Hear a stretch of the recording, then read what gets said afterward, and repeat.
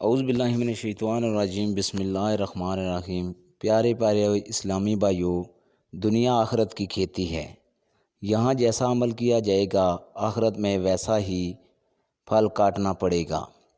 یقیناً سعادت مند ہیں وہ لوگ جو دنیا میں رہ کر آخرت کی تیاری میں مصروف رہتے ہیں اور آخرت کے لیے نیک اعمال کا تحفہ لے کر جاتے ہیں۔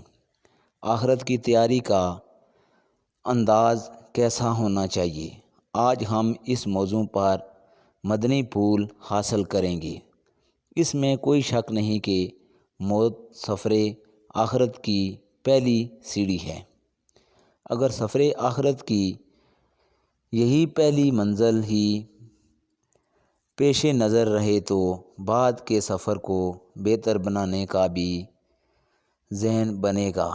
اسی طرح وہ لوگ جو سفر آخرت کی تیاری میں مشغول رہتے ہیں، یعنی اللہ پاک کے نیک بندے، ان کی صحبت، ان کے احوال اور اقوال سے واقفیت بھی اس سفر کو بہتر بنانے کا سبب بن سکتے ہیں۔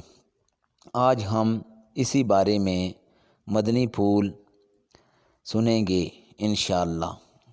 میں نے نقصان نہیں اٹھایا۔ اللہ والے دنیا کی بجائے ہمیشہ آخرت کی طرف نظر رکھتے ہیں۔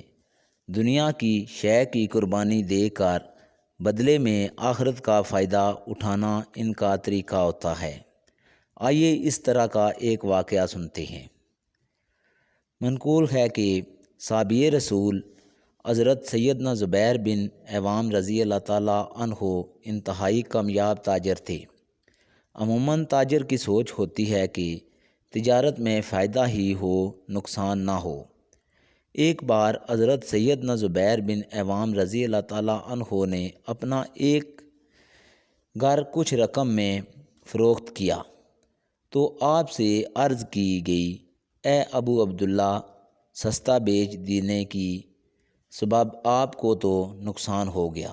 تو حضرت زبیر بن عوام رضی اللہ تعالیٰ عنہ نے ارشاد فرمایا، ہرگز نہیں، خدا کی قسم تم جان لو گے کہ میں نے نقصان نہیں اٹھایا، کیونکہ میں نے یہ مال راہ خدا میں دے دیا ہے، یعنی صدقہ کر دیا ہے۔ اور جو خوش نصیب مسلمان راہ خدا میں اپنا مال صدقہ کر دیتا ہے تو وہ ہرگز نقصان نہیں اٹھاتا، بلکہ وہ تو اس کے بدلے میں ملنے والے عظیم و شان ثواب کا حقدار بھی قرار پاتا ہے، اور اس کے مال کی برکت سے اس کے مال میں برکت بھی رہتی ہے۔ آج کا واقعہ اتنا ہی، اجازت دیجیے، اللہ حافظ۔